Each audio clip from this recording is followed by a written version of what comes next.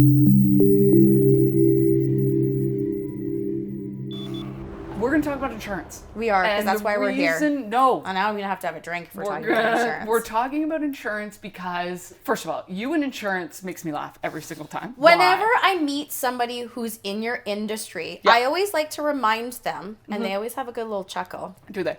That you're in one industry where no one wants to give you their money. Yeah, but everyone needs us. Everyone needs it, but everyone resents giving you. They're not like, oh my gosh, I'm so glad I paid that insurance premium so that if I died, things would be taken care of. Like, nobody really wants to do it. This is why we're going to talk insurance. But I also think, things start to change as your business matures and evolves. I also really didn't have anything to insure. Yeah, you didn't have anything that you were worried about losing. At that point when I'm like, cool, I made $50,000 in revenue and I put it all in my pocket. Like, I wasn't really worried about it at that point. You get to a point where you're making a certain amount of revenue or you have a certain amount of people on your team and you meet with somebody like you and you're like, what if? Yeah.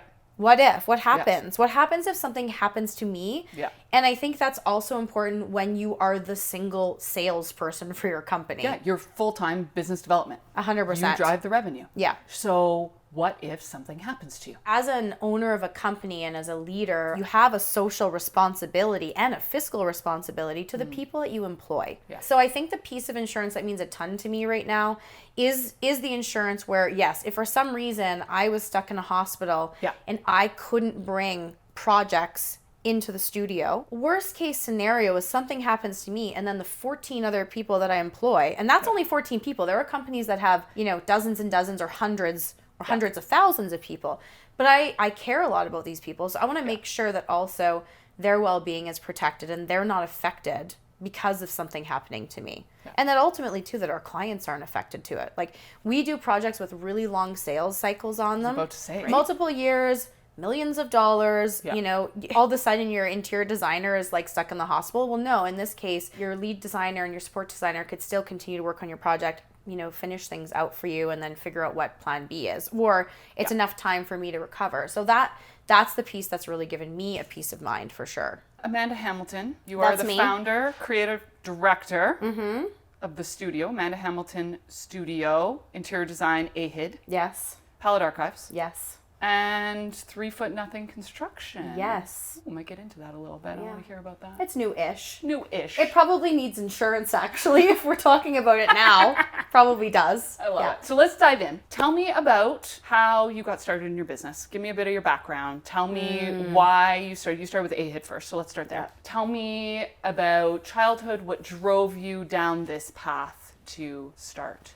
So I was born April 20th, 1982 in Edmonton, Alberta. Excellent. To a single mom. Okay, I'm sort of joking, but sort of not joking. So I always feel like it's important for me to share a little bit of my upbringing simply because it's a little unusual. So my mom had me when she was 18. She was young. And as such, I was absorbed into a larger family, which was my grandparents and her 3 younger siblings. And so I grew up in this pseudo, I had brothers and sisters that were aunts and uncles. My grandparents sort of acted like my parents. And there was 7 of us living in a bungalow with 1 washroom.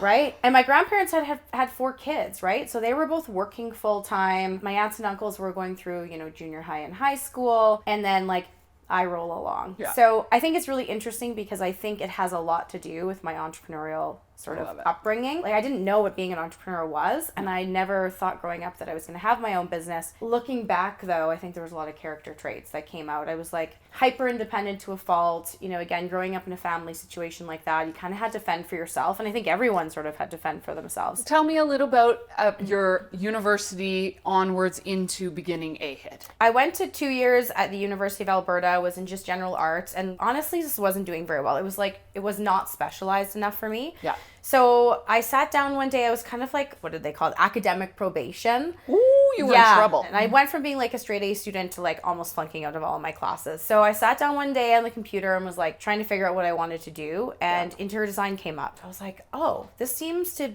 bring together the creative side. I think at one point I wanted to be an architect. And so, I ended up getting accepted into this program, which is quite difficult to get into, and moving to Calgary. So that's kind of how it all started. And then graduated in 2005 in Calgary, where the market was booming at that point. Right. Yeah. I Oil remember and that. gas was like just doing so well. People were spending a ton of money. There was just no reason for me to move back to Edmonton. I placed myself in Calgary and had gotten used to it. So then you started A-Hit. So I was working for another company that reasonably at the time was probably the best firm to be working at, had a cushy job, like job security. Okay. The recession hit, still had really great job security. And I was moonlighting on the side, which, as you know, you're not supposed to do without permission. Not supposed to do It's a without permission. no. The owners of the company found out. My bosses found out. Yeah. And they said to me, you have to make a decision. So I was like, no, I'll stay with you. Like, they're the best firm. But the problem is this client on the side was like the one that was really pushing me to start my own business. So eventually I decided to go on my own. I launched the company in August 2009 while I had even been freelancing for 2 years prior. And during that time, I was working full-time at this company. I was working 3 days a week at a restaurant and designing like 5,000 square foot restaurants on the side. So I was like really cutting my teeth, getting as much experience as possible. Started the company, no savings, no business experience, no clients. So what do you think if we go to one moment or one thing or one experience, this is going to be fun, that has shaped, let's target A-Hit, that has shaped A-Hit to be what it is right now? I'm going to share a failure. Oh yeah, I love that. I can't really pinpoint one thing because through everything that has happened, I've learned like such a beautiful lesson from it. But the one where I learned like the biggest lesson was that I think we were probably in year like 6 or 7 and we're in year like 15 or something now. Yeah. And we had grown really fast. We had a team of like say 7 or 8 and I got comfortable. And I don't think you can get comfortable in your business ever. Nope. Like you literally always have to keep an eye on it. And I think I just lost sight of my numbers. I lost sight of how my, like, you know, the company culture. I wasn't as focused. And it just like shit just kind of started to go sideways. I started losing control. So what I did is I actually had a conversation with one of my clients who knew me really well, and he made some suggestions to me, and I took them. And what I decided to do was to downsize again. A company at 3 to 4 people, even if you add another 3 to 4 people, and you're like, oh, it's still kind of small. No, there's like so many other things that happen. There's different company dynamics. There's different challenges, and the more people you hire, the more people problems, of course, that you're dealing with. Goodness. The big lesson is really to never lose sight of the business. So to check my numbers every month, to look at them closely, to actually understand them. You can think you're running a good company, but ultimately if you're like not paying yourself, if there's not profits on the book, et cetera, I mean, you're kind of like paying for the privilege of working for other people. Yeah. Having a business, you like need to be profitable, period. Or to me, it's not really a business. Yeah. What is one number, let's say, that you look at? There's probably a few.